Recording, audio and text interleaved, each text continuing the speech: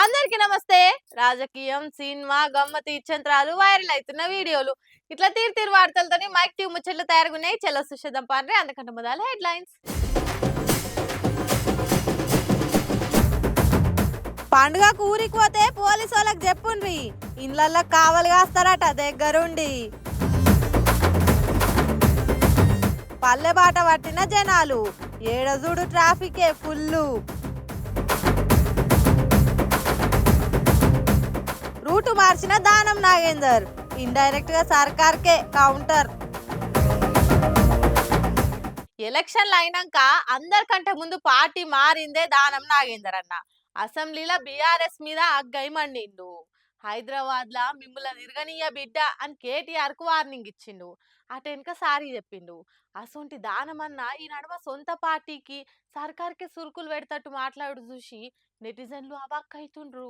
దానం నాగేందర్ అన్న అధికార పార్టీలున్న నైరాశ్యంలున్నట్టే ఉన్నాడు. పేరు గొప్ప ఊరు దిబ్బ అన్నట్టు అధికార పార్టీలున్న అధికారం ఉన్న పదవిలో లేకపోయే వరకు పాటోలు గాంతలేరని ఫీల్ అవుతున్నట్టే ఉన్నది. ఓ యూట్యూబ్ ఛానల్ ఇంటర్వ్యూలో దానమన్న మాట్లాడిన మాటలు ఇప్పుడు సోషల్ మీడియాలో తెగ తిరుగుతున్నాయి. ఫార్ములా ఈ రేసు పెడితే మంచే అయ్యింది, హైదరాబాద్ బ్రాండ్ ఇమేజ్ పెరిగింది, హైడ్రా తోటి సర్కార్ కు నష్టమే గాని లాభం లేదనుకొచ్చిండు. పోలీసోలు ఇష్టం ఉన్నట్టు చేస్తుండ్రు. ఓ డీసీపీ అయితే నా మీద పగబట్టి కేసులు పెడుతుండు అని కాంగ్రెస్ పార్టీ లీడర్ ఇట్లా మాట్లాడే వరకు అధికార పార్టీల ఇమడలేక నాగేందర్ అన్న కుతుడుకుతుండని కామెంట్లు చేస్తుండ్రు నెటిజన్లు. కాంగ్రెస్ మీద జనాలకు ఇప్పటికీ నమ్మకం లేదు. హైదరాబాద్ లో ఒక్క సీటు కూడా కాంగ్రెస్ కు రాలేదని గుర్తు చేయబట్టిండు. మన మీద ఇప్పటికీ నమ్మిక పడతలేరు జనం. ఇప్పటికైనా దాన్ని పెంచే ప్రయత్నం చేయాలి, పోలీసోళ్ళు ఒళ్ళు దగ్గర పెట్టుకొని పని చేయాలి అనుకుంటా వార్నింగ్ ఇవ్వబట్టిండు. ఊకూక అందరి మీద కేసులు పెడతామంటే సర్కార్కే చెడ్డ పేరు వస్తుందని అనబట్టిండు. దీన్ని బట్టి చూస్తుంటే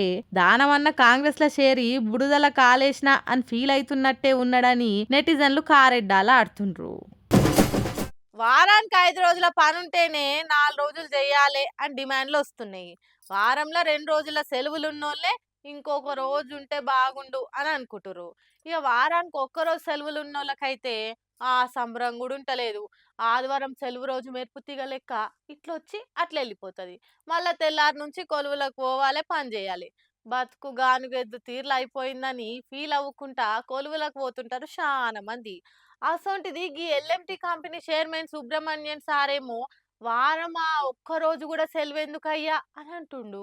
మనిషాయి పుట్టిందే షాకిరి చేస్తందుకు అన్నట్టు మాట్లాడుతుండు ఎల్ఎంటి కంపెనీ చైర్మన్ సారు. అలా కంపెనీ కమ్యూనికేషన్ ఆఫీసర్ ఉండి, సార్ మనది ఇంత పెద్ద కార్పొరేట్ కంపెనీ అయి ఉండి శనివారం కూడా పని చేయాలి అని ఉద్యోగులను ఎందుకు అడుగుతుండ్రు అని అడిగిండు. దానికి పెద్ద మనిషి ఉండి, ఏ ఊకోవయ్యా నువ్వొకనివి తుత్తు అనుకుంటా, అసలు శనివారం కూడా పని చేయాలనే ఆలోచన నాకు వచ్చినందుకు నా మీద గులుగుడు కాదు, అసలు ఆదివారం కూడా పని చేయాలనే ఆలోచన మీకెందుకు రాలేదో అని సిగ్గుపడుండ్రి అన్నట్టు మాట్లాడుకొచ్చిండు. ఆదివారం కూడా పని చేస్తేనే నా మనసుకు తుర్తయితది.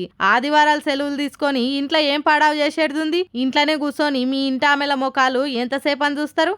అట్లనే మీ మొఖాలు మీ ఇంటామలు ఎంతసేపని చూసి భరిస్తారు? అప్పుడు ఇక సండే కూడా ఆఫీస్కి వచ్చి పని చేస్తే ఆ ఏ లొల్లు ఉండదు అన్నట్టు మాట్లాడుకొచ్చిండు సారు. సారోల కంపెనీ సిమెంట్ దిశ ఆయన మీద మెచ్చుతారు ఈ మాటకి 4 ఇంటా మీనుంటే అని సార్ మాటలిన్న నెటిజన్లు మండిపడుతుర్రు. ఈయన సంసారాలు కలిపేటట్టు లేడు, ఇడగొట్టేటట్టే ఉండు. ముందున్నోళ్ళు మహానుభావులు కాబట్టి ఆదివారం అన్న రెస్ట్ కావాలి అని సెలవు పెట్టిండ్రు. మీ అసొంటి పుణ్యాత్ములు ఉంటే అది కూడా దక్కకపోవు మాకు అని తీర్ల కామెంట్లు చేస్తుండ్రు ఇది ఇన్న నెటిజన్లు.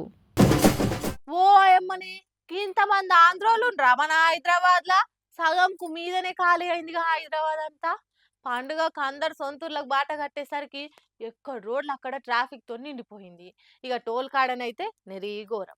ఓరక్కో ఉష్కే కాదు, రవ్వ పోసినా రాలనంత మంది జామ్ అయ్యారుగా. ఏముంది పండుగ కదా, ఇక ఉన్నోళ్ళంతా సగం ఆంధ్రకు సగం సొంతూర్లకు బయలుదేరిర్రు. బస్సులు, కార్లు, బండ్లు, వ్యాన్లు ఏవి దొరుకుతావి ఎక్కి ఎక్కడోళ్ళు అక్కడ బయలుదేరిర్రు. పండుగ శని ఆదివారం వీకెండ్ల కలిసొచ్చుడుతోని భుజాలకు బ్యాగులు వేసుకొని ఊర్ల బాట పట్టిర్రు పబ్లిక్ అంతా. ఇటు కూకట్పల్లి ఎస్ఆర్ నగర్ కాడైతే బస్సుల కోసం సీదా రోడ్ల మీదకే వచ్చేసిరు జనాలంతా. ఈ లెక్కనే ఇట్లుంటే అటు టోల్ ప్లాజాల పరిస్థితి చూడుర్రి.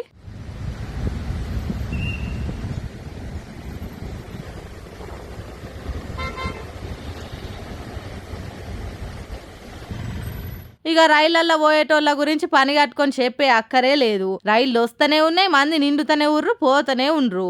మామూలు వీకెండ్ అంటేనే ఇండ్లల్లో ఉండరు జనాలు. అసొంటిది పండుగ అంటే ఆగుతారా? సీదా హైవేలెక్కి ఊర్లలోకి పోవుడే ఉంటది. ఈడికెళ్ళి ఆడిదాకా ఎంత పొడుగుందో చూసిరా లైను. టోల్ గేట్ ఎత్తా దించా అట్లా ఎత్తి దించి గేట్ అయిన ఇరిగిపోతుందేమో గాని లైన్ ఒడుస్తలే, బండ్లొచ్చుడా ఆగుతలే. ఇయాలనే ఇట్లుంటే ఐతారం నాడు ఇంకెంత పెరుగుతుందో లెక్క.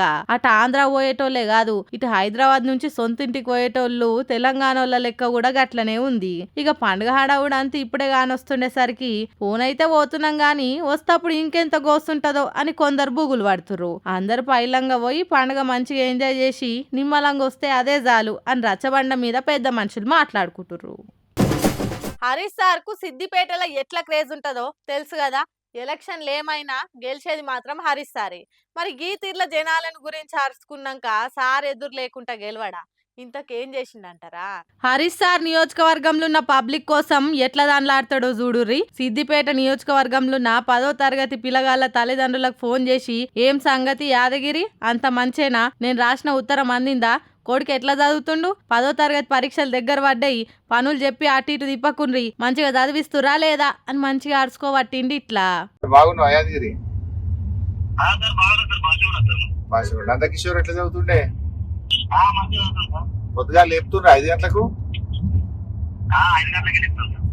ఆ టీవీ బంద్ చేసినావా లేదా? మంచి పని చేసినావు. ఇక బ్యాలెన్స్ వేయకు, పరీక్షలు అయిపోయేదాకా